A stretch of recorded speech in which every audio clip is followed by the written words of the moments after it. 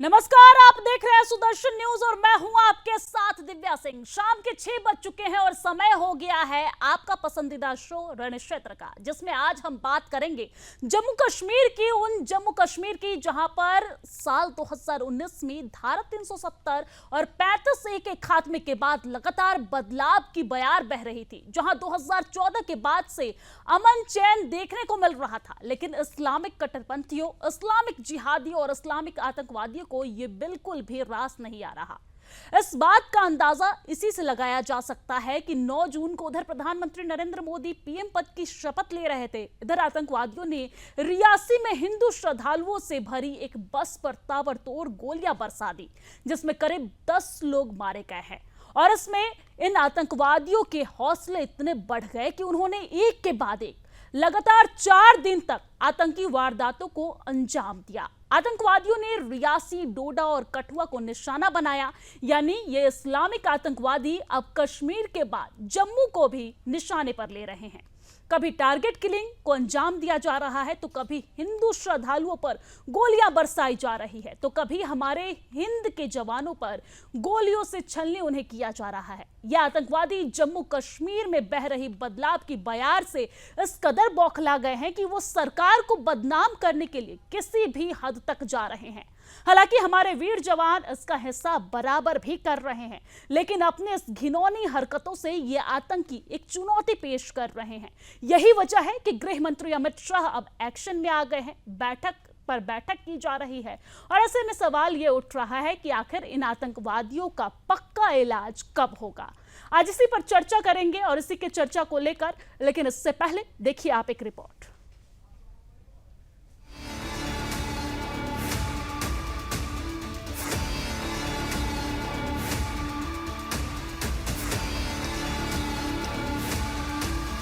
जम्मू में लगातार बढ़ रही आतंकी घटनाओं ने केंद्र सरकार को एक्शन लेने पर मजबूर कर दिया है। 9 जून से लगातार जम्मू में आतंकी घटनाओं की खबरें सामने आ रही हैं और गौर करने वाली बात यह है कि आतंकवादियों ने अपना ध्यान कश्मीर घाटी से हटाकर अब जम्मू पर केंद्रित कर दिया है। बीते दिनों में जम्मू क्षेत्र में हुई कई आतंकी घटनाएं, जिसमें कई लोगों की मौत हो गई है। 2012 से जम्मू और कश्मीर की रियासी में किसी भी आतंकवादी घटना में कोई नागरिक या सुरक्षाकर्मी बलिदान नहीं हुआ था, लेकिन 9 जून को स्थिति फिर बदल गई। 9 जून को आतंकवादियों ने तीर्थयात्रियों की बस पर हमला कर दिया था, जिसमें 9 श्रद्धालुओं की मौत हो गई और 41 अन्य लोग घायल हो गए। इससे संकेत मिलता है कि जम्मू पाकिस्तान प्रायोजित आतंकवादियों का नया केंद्र बनता जा रहा है।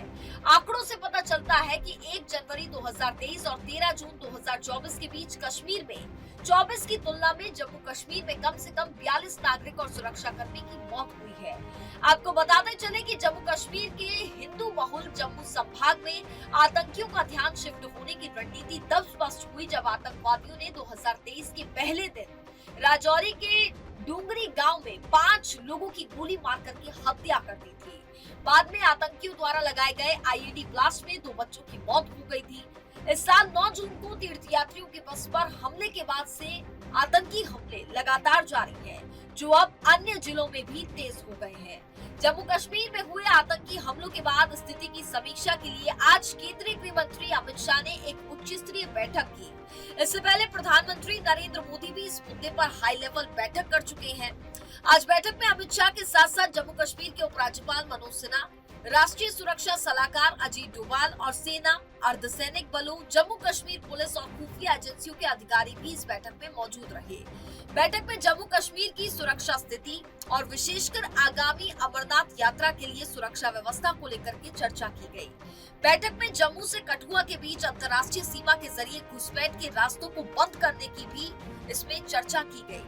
रियासी जिले में शिव खोड़ी मंदिर के तीर्थयात्रियों पर 9 जून को हुए आतंकी हमले के मद्देनजर इस साल की अमरनाथ यात्रा के लिए कड़ी सुरक्षा की उम्मीद की जा रही है।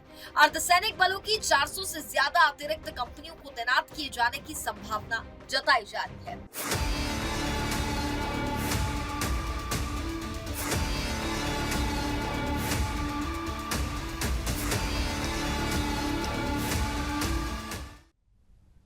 और इसी पर आज हम चर्चा करेंगे और इसी के लिए हमारे साथ तमाम मेहमान जुड़ गए हैं। सबसे पहले आपका उनसे परिचय करवा देती हूँ। हमारे साथ वरिष्ठ पत्रकार सर्वेश जुड़ गए हैं, साथ ही साथ पंडित राम राजेश शर्मा जो बीजेपी के प्रवक्ता हैं वो हमारे साथ जुड़ गए हैं। कांग्रेस नेता इकबाल अहमद हमारे साथ जुड़ गए हैं और इसी के साथ सुरक्षा विशेषज्ञ सुधीर सिंह भी हमारे साथ जुड़ गए हैं। सबसे पहले आप सभी मेहमानों का बहुत बहुत स्वागत है सुदर्शन न्यूज पर। आपके पास आते हुए बीजेपी प्रवक्ता पंडित राम राजेश शर्मा हमारे साथ जुड़ गए हैं। आपके पास आते हुए स्थिति में सुधार है, लेकिन इस वक्त जो स्थिति है वो बेहद नाजुक है, आपके लिए भी एक चुनौतीपूर्ण है। लगातार आतंकवादियों की तरफ से जो टारगेट किलिंग की जा रही है, श्रद्धालुओं के ऊपर हमला किया जा रहा है, कहीं ना कहीं हमारे जवानों को निशाना बनाया जा रहा है, उन पर एक के बाद एक हमला किया जा रहा है। आपने देखा कि किस तरीके से एक तरफ मोदी सरकार शपथ ग्रहण ले रहे थे, दूसरी तरफ जिस तरह की घटनाएं सामने आई। आप इस स्थिति से कैसे निपटेंगे, इसके लिए आप और आपकी सरकार किस तरीके से तैयार है? देखो, सरकार ने पूरे प्रबंध कर लिए हैं और आतंकवादियों को किसी भी हालात में बख्शा नहीं जाएगा। हमारे सुरक्षा बलों को खुली छूट दे दी गई है। वो जहां चाहें वहां ऑपरेशन करें, जहां चाहें वहां गोली चलाएं। उनको आतंकवाद को कुचलने के लिए खुली छूट दे दी गई है और आतंकवादी किसी भी कीमत पर बख्शे नहीं जाएंगे, ये हमारा मानना है। और ये लगभग 75% आतंकवाद में कमी भी आ गई है, क्योंकि धारा 370 और 35 से जम्मू कश्मीर से हटा दी गई है। उससे बौखला गए हैं और हमारे नागरिकों का मनोबल ऊंचा हो गया है। उसका भी ये परिणाम है। अब ये थोड़ा बहुत बचा खुचा आतंकवाद है, ये भी कुचल दिया जाएगा, क्योंकि हमारे सुरक्षा बल बहुत मजबूत हैं और हमारी सरकार बहुत मजबूत है। आज हमारे देश का नेतृत्व बहुत मजबूत है, कमजोर नेतृत्व नहीं है। वो समय था कांग्रेस के टाइम में, जब आतंकवादी हमारे सेना सुरक्षा बलों पर पत्थर फेंकते थे, वहां पे और हमारे सुरक्षा बल खड़े देखते थे, क्योंकि उनको छूट नहीं थी केंद्र सरकार की तरफ से। अब केंद्र सरकार की तरफ से हमारे सुरक्षा बलों को, हमारे जवानों को खुली छूट है। वो कुचलते हैं आतंकवाद को, वो नहीं छोड़े आतंकवादियों को। बिल्कुल सफाया करना तय है और हमारे बर्फानी बाबा के भक्तों को पूरी सुरक्षा दी जाएगी, अमरनाथ यात्रियों को पूरी सुरक्षा दी जाएगी और चप्पे चप्पे पर हमारे सुरक्षा बल तैनात कर दिए गए हैं और निडर होकर बाबा के दर्शन करें। अमरनाथ यात्रा पे श्रद्धालु जाएं और बर्फानी बाबा के दर्शन करें, ऐसा हमारा मानना है। भाई आगे कुछ होने वाला नहीं है, बौखलाहट में है। ये थोड़ा बहुत जो बचा हुआ आतंकवाद है, इसका भी सफाया कर दिया जाएगा, क्योंकि वो तीसरी बार मोदी जी बने हैं तो हमारे क्या नाम है, जो देश विरोधी ताकतें हैं वो सारे एक हो गई हैं, टुकड़े टुकड़े गैंग हैं वो एक हो गए हैं। वो नहीं चाहते थे भाई तीसरी बार हमारे प्रधानमंत्री आदरणीय नरेंद्र मोदी जी तीसरी बार प्रधानमंत्री बने। वो पंडित जवाहरलाल नेहरू के बाद में ऐसे दूसरी महान हस्ती हैं जिनको ये मौका मिला है, भगवान ने मौका दिया है। और मैं राष्ट्र की जनता की तरफ से उनको मुबारकबाद देता हूं, उनको बधाई देता हूं और देवतुल्य जनता जनार्दन का आभार प्रकट करता हूं कि उन्होंने माननीय प्रधानमंत्री जी का साथ दिया, उन्होंने उनके हाथ मजबूत किए, उन्होंने उनका हौसला बढ़ाया। आज वही नरेंद्र मोदी जी हैं विश्व में, जिन्होंने विश्व में हमारी धाक बढ़ाई है। जम्मू कश्मीर से धारा 370 और 35 से हटा दी गई है और अयोध्या धाम में एक भव्य ऐतिहासिक राम मंदिर का निर्माण हुआ है। अब आप देखिए विदेश में हमारा झंडा कितना बुलंद हो गया, हमारी धाक कितनी मजबूत हो गई है।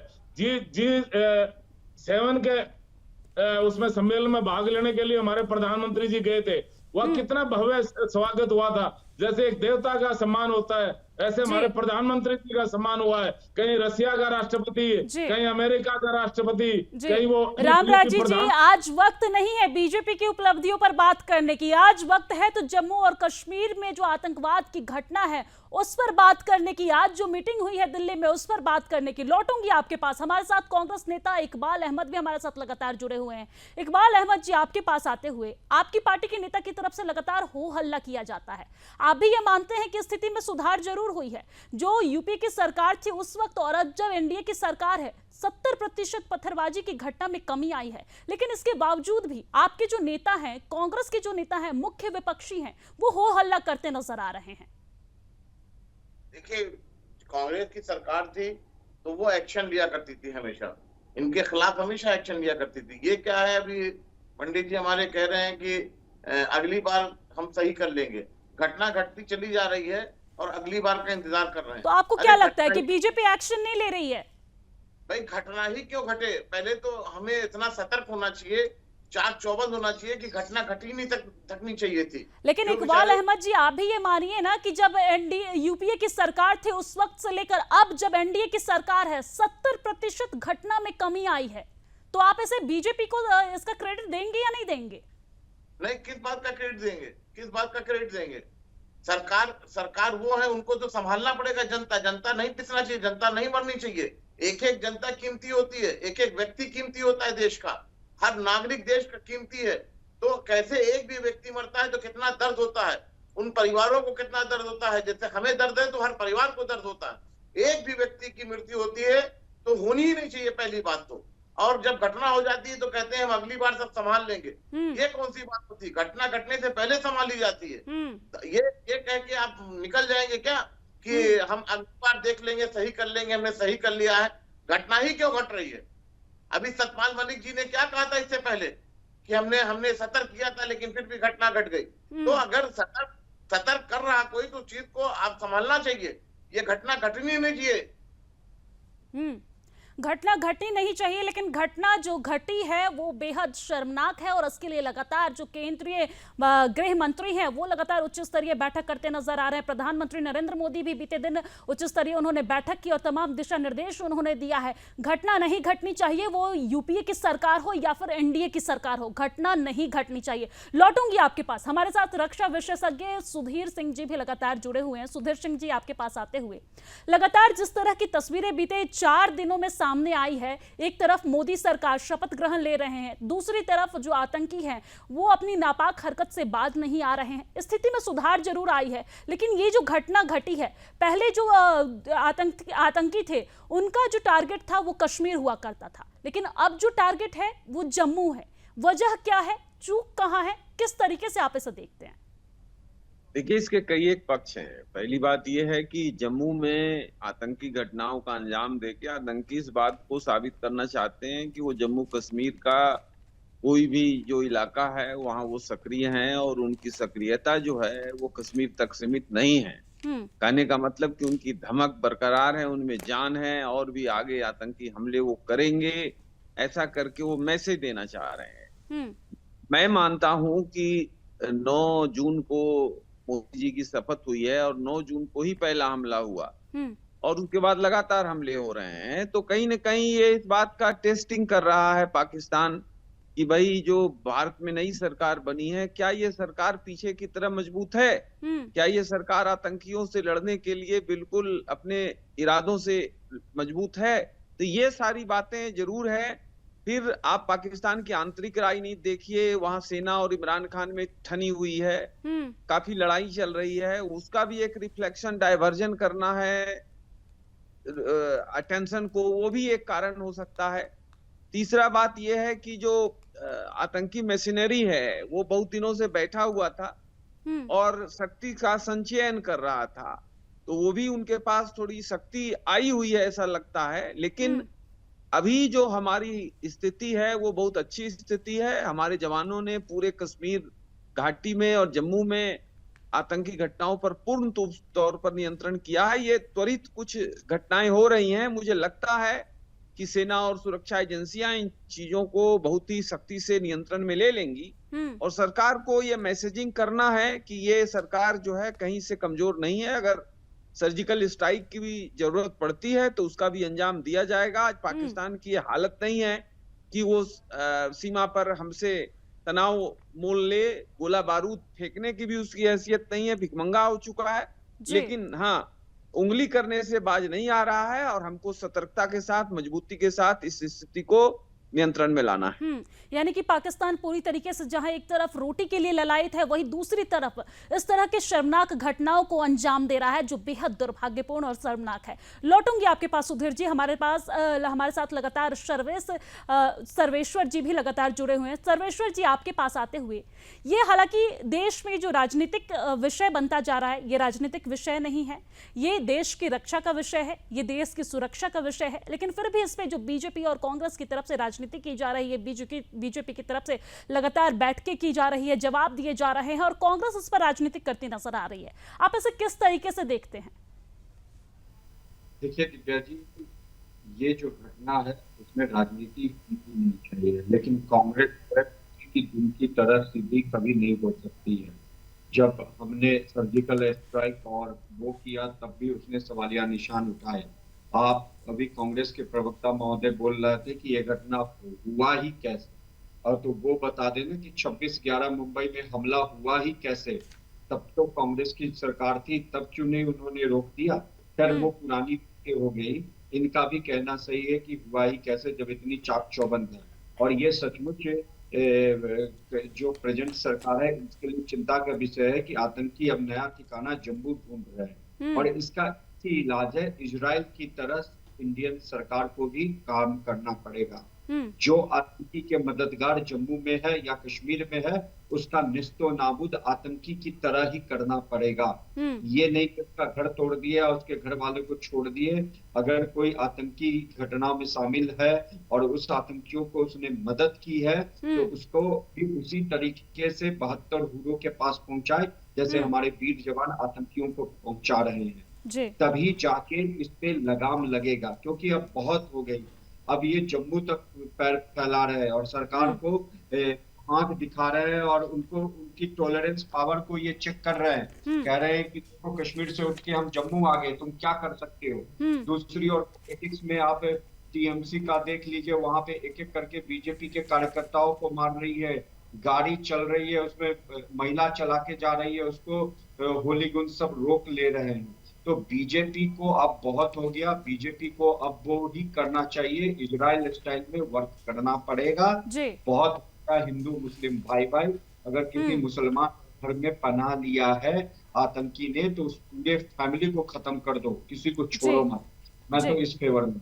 जी सर्वेश्वर जी, लौटूंगी आपके पास। हमारे साथ लगातार कांग्रेस के भी प्रवक्ता जुड़े हुए हैं। उनके पास आते हुए, जिस तरीके से आपने कहा कि किसी भी तरह की घटना नहीं घटनी चाहिए, लेकिन यहाँ पर जो 26/11 की घटना घटी, सर्वेश्वर जी ने बताया कि वो घटना भी नहीं होनी चाहिए। हालांकि पुलवामा में जिस तरीके से घटना घटे, इसके बाद बीजेपी की सरकार थी, एनडीए की सरकार थी, तो उन्होंने जवाब दिया। लेकिन 26/11 की घटना के बाद यूपीए सरकार की तरफ से क्या जवाब दिया गया?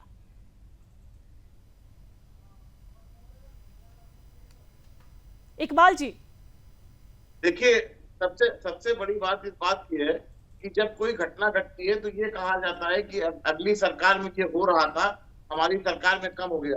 अरे ये तुलना तो होनी ही नहीं चाहिए, क्योंकि घटना एक ऐसी चीज है। तुलना तो होगी ना इकबाल जी, राजनीति तो आप ही करते हैं, राजनीतिक रोटियां तो आप ही सेकते हैं, तो तुलना तो होगी, तुलना तो आप ही करते हैं ना। कुछ चीजें ऐसी होती हैं जिसकी तुलना नहीं की जा सकती है। और सबसे बड़ी चीज है कि अगर घटना घट रही है तो हमें उस पर लगाम लगानी है, हमें कठोर कार्रवाई करनी है।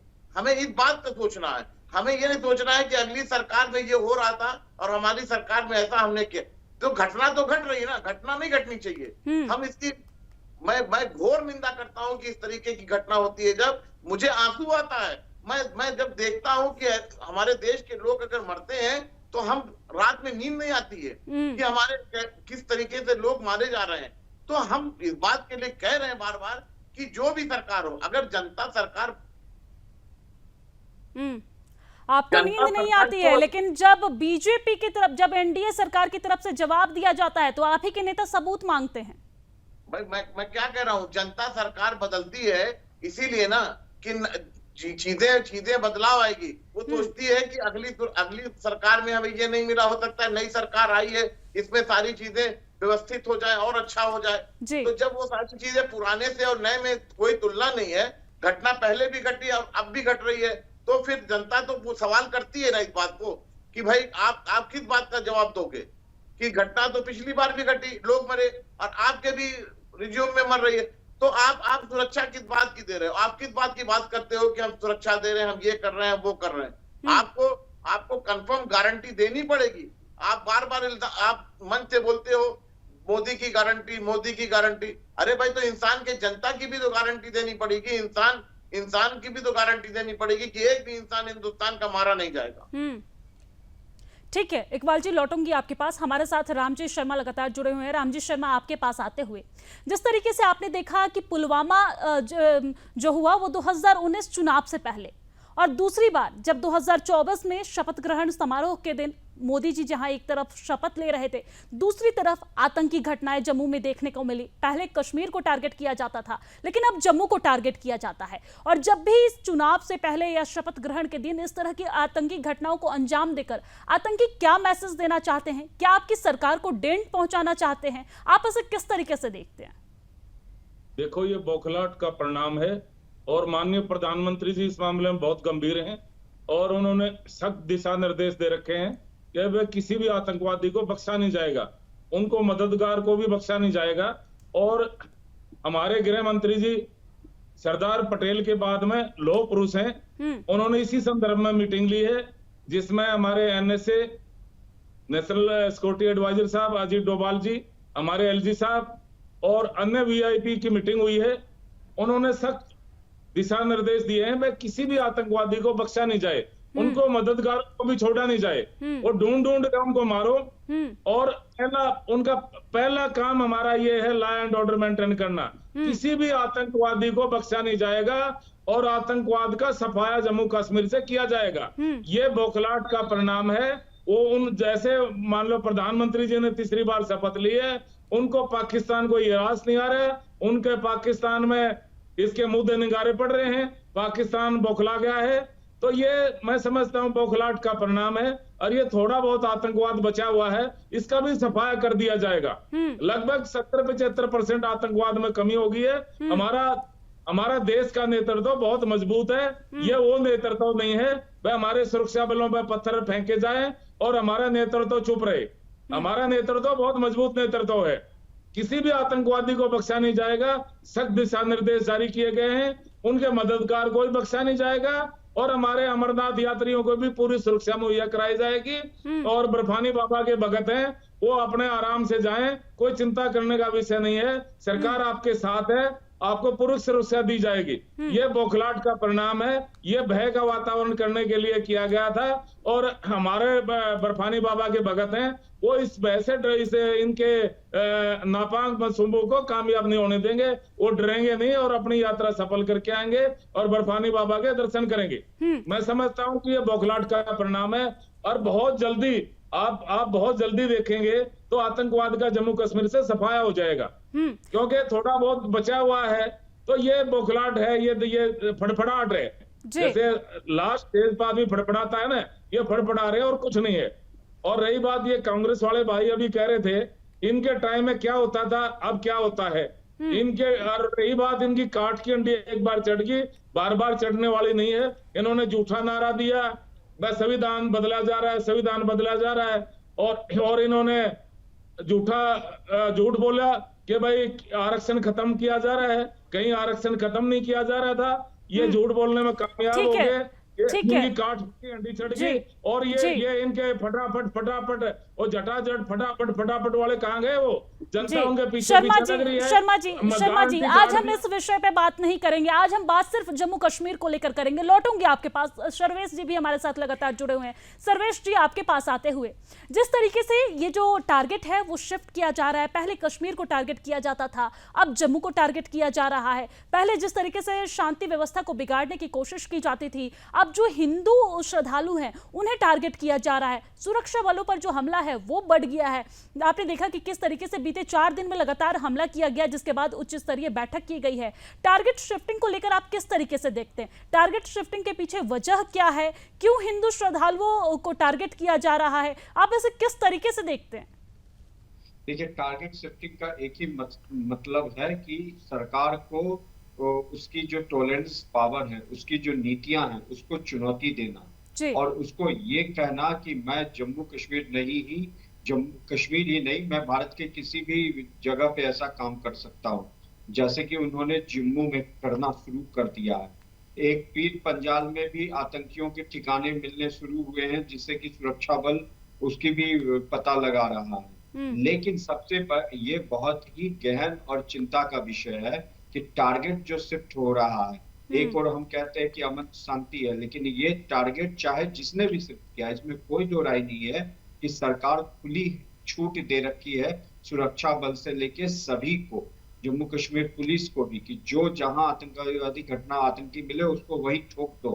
लेकिन मेरा सीधा एक सवाल है कि जिस तरीके से आपने खुली छूट दे रखी है आतंकियों को मारने की, उसी तरह खुली छूट दे दो आतंकी के मददगारों को मारने की। अब देख कैसे नहीं फिर इस घटना में कमी आती है। उसके भर के हर एक इंसान को खत्म कर दो, छोटा बच्चा हो, अगर पेट में भी बच्चा पल रहा हो उसको भी मार दो, फिर तब देखो कि कैसे होता है। ये चीज आप आतंक को बर्बरता से ही खत्म कर सकते हो। जब वो बर्बरता सरकार नहीं लाएगी और एक लिमिट तक काम करती रहेगी, तभी तक ये आतंकी मानने वाले नहीं हैं। क्योंकि अब श्रद्धालु जा रहे हैं, उसके बसों पे गोलियां चल दी। अभी अमरनाथ यात्रा सरकार तो पूरी सुरक्षा देती है, लेकिन कब कहाँ मददगार के कौन मदद कर रहा है। आतंकियों के साथ साथ आतंकी के जड़ को भी आप उसी तरह खोखला करो, खत्म करो, तब जाके ये खत्म होंगे। जो मददगार है उसके पूरी तरीके से समूलोच विनष्टि बोला जाता है, उसके पूरे तरीके से तबाह कर दो।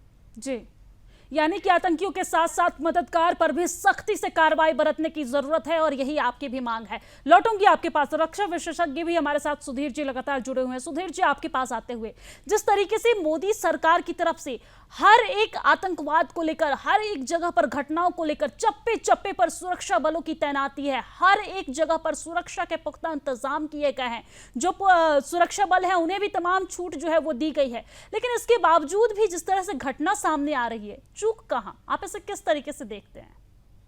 देखिए, सुरक्षा बल बिल्कुल चाक चौबंद है, इसमें कोई दो मत नहीं है। इंटेलिजेंस गैदरिंग कर रहे हैं, कोई दो मत नहीं है, लेकिन सुरक्षा बल का जो फोकस रहा है बरसों से, वो कश्मीर वैली में रहा। ना ही लद्दाख में हमारे सुरक्षा बलों का फोकस रहा, न जम्मू इलाके में रहा। तो आतंकियों ने जम्मू इलाके को एक सॉफ्ट टारगेट के तौर पर चुना, चूंकि यहाँ आतंकी घटनाएं पीछे नहीं के बराबर हुई, तो पूरा सिस्टम जो है इस बात के लिए मेंटली प्रिपेयर नहीं था कि इधर जो है इतने बड़े पैमाने पर होगी। छोटी घटनाएं होती रही हैं, तो वो उन्होंने एक सरप्राइजिंग एलिमेंट के तौर पर चुना। लेकिन मूल बात ये है कि हमें तो तैयार रहना है, और ये जो पाकिस्तान में चल रहा है, उस सेना में और सरकार में जिस तरह की उठापटक चल रही है, उसका एक रिफ्लेक्शन है। और आप देखें, जब भी सरकार बनती है नई भारत में, आप उठा के देखें, वीपी सिंह की सरकार बनी थी 88 के दिसंबर महीने में, तो उसके बाद भी तत्काल कुछ आतंकी घटनाएं हुए थे। उसके बाद आप लगभग हर सरकार के टाइम में देखें, बनते ही कुछ घटनाएं होती हैं,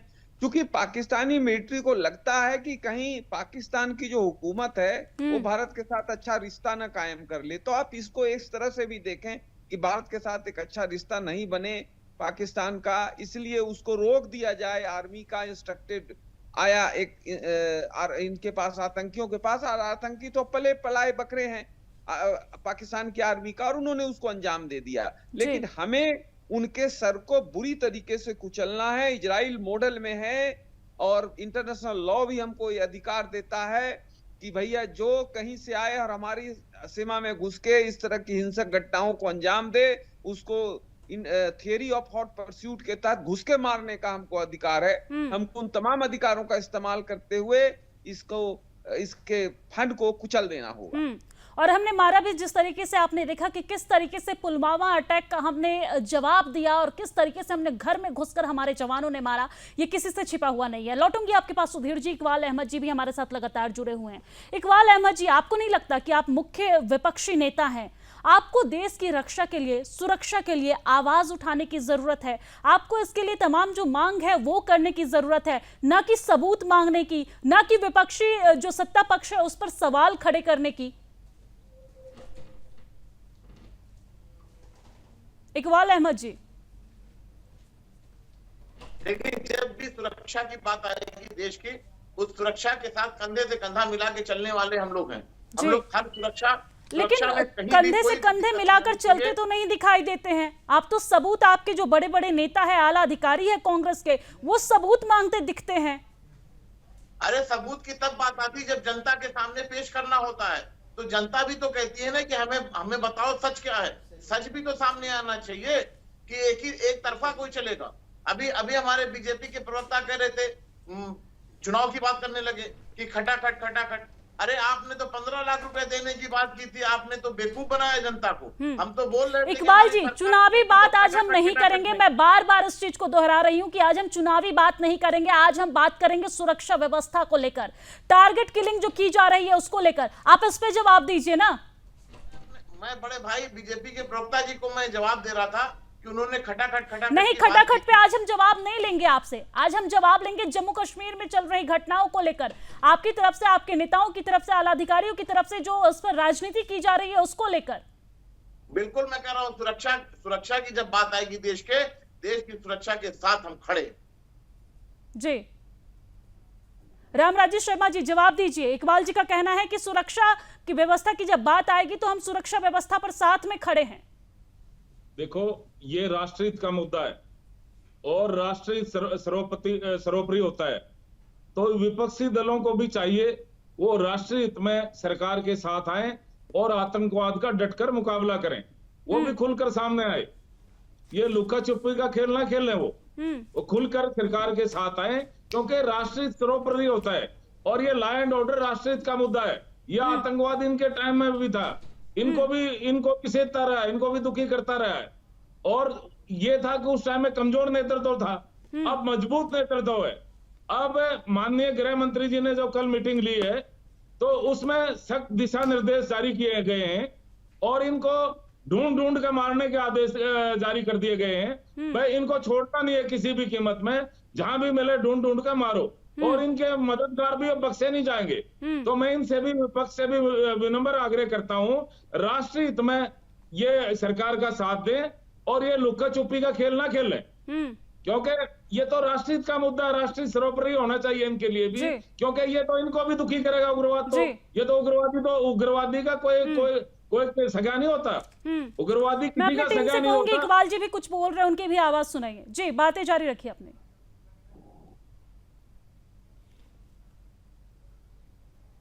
मैं विपक्ष वालों से भी विनम्र आग्रह करता हूं कि राष्ट्रीय हित में वो सरकार का साथ दें और ये राष्ट्रीय हित का मुद्दा है, लॉ एंड ऑर्डर राष्ट्रीय हित का मुद्दा है, वो भी खुलकर सरकार के साथ आए।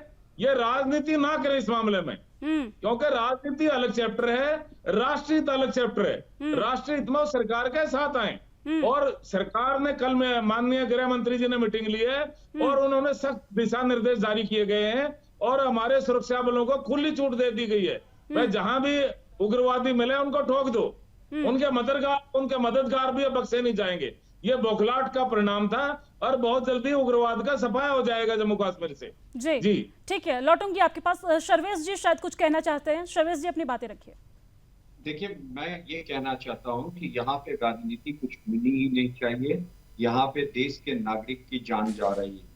सरकार ने खुली छूट दे रखी है, लेकिन सरकार को और जो कहते हैं ना, कड़ा रवैया अपनाना पड़ेगा।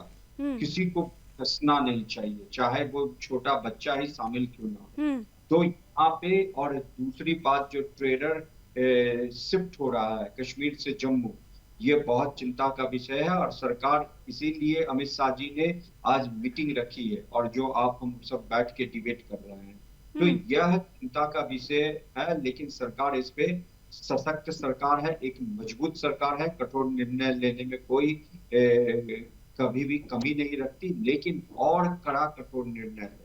और अब दिव्या जी, मुझे कहीं जाना है तो मैं आपसे क्षमा चाहता हूँ और विदा देता हूँ। धन्यवाद आप चर्चा में शामिल करने। ठीक है शर्वेश जी, धन्यवाद आपका हमारे साथ जुड़ने के लिए, तमाम विस्तार से जानकारी साझा करने के लिए, बातचीत करने के लिए। हमारे साथ रक्षा विशेषज्ञ सुधीर जी लगातार जुड़े हुए हैं। सुधीर जी, आपके पास आते हुए, आप भी मानते हैं इस चीज को कि कहीं ना कहीं बदलाव हुआ है? 2014 के बाद से जो स्थिति है वो सबके सामने है और किसी से छिपी हुई नहीं है, लेकिन इसके बावजूद भी जो विपक्षी पार्टी है, जो कांग्रेस पार्टी है, वो इस स्थिति को स्वीकार नहीं कर पा रही है।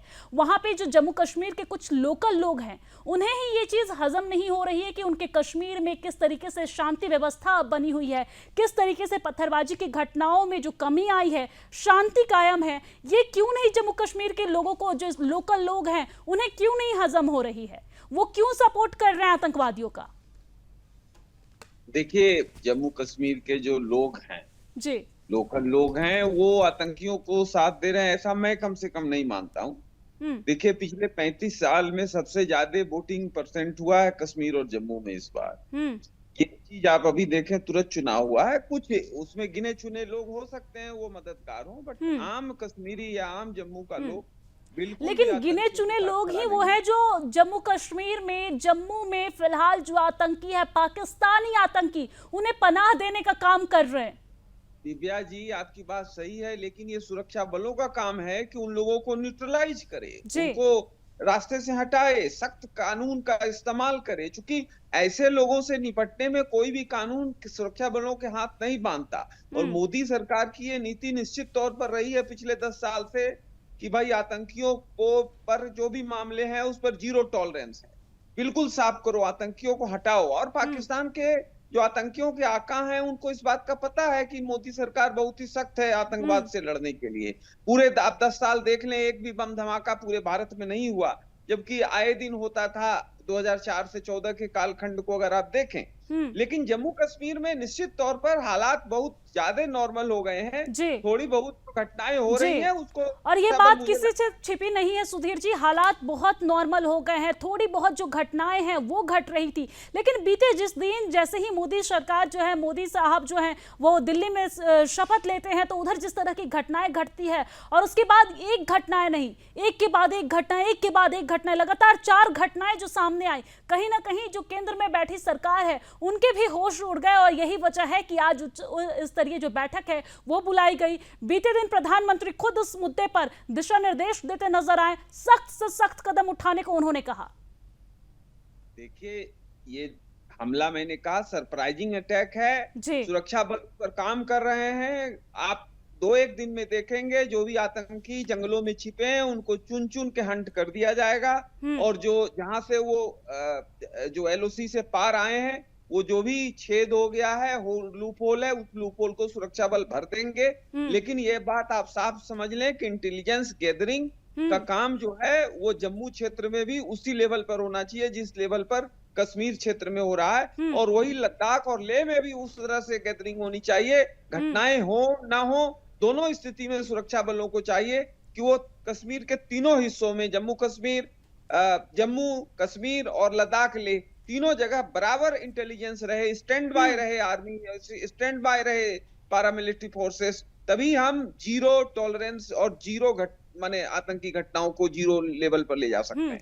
और सुधीर जी, हम भी यही कामना करते हैं कि जम्मू कश्मीर में, लद्दाख में शांति व्यवस्था जो है वो कायम बनी रहे। और विपक्ष में जिस तरीके से इकबाल जी का कहना है कि देश के मुद्दों पर, रक्षा के मुद्दों पर, सुरक्षा के मुद्दों पर हम कंधे से कंधे मिलाकर खड़े हैं, तो हम भी यही उम्मीद करते हैं कि इनके जो आला अधिकारी हैं वो भी कंधे से कंधे मिलाकर खड़े रहे, सबूत न मांगे। धन्यवाद तमाम बातचीत के लिए। हमारे साथ सुधीर जी जुड़े हुए थे जो रक्षा विशेषज्ञ हैं, उनका भी धन्यवाद। इकबाल जी कांग्रेस प्रवक्ता, उनका भी धन्यवाद। साथ ही साथ हमारे साथ बीजेपी प्रवक्ता राम राजू जी हमारे साथ जुड़े हुए थे। आप सभी मेहमानों का बहुत बहुत धन्यवाद कीमती समय देने के लिए और हमारे साथ इस खास बातचीत के लिए। इस खास विशेष शो में फिलहाल इतना ही, लेकिन देश और दुनिया की तमाम खबरों के लिए आप देखते रहिए सुदर्शन न्यूज। जय हिंद।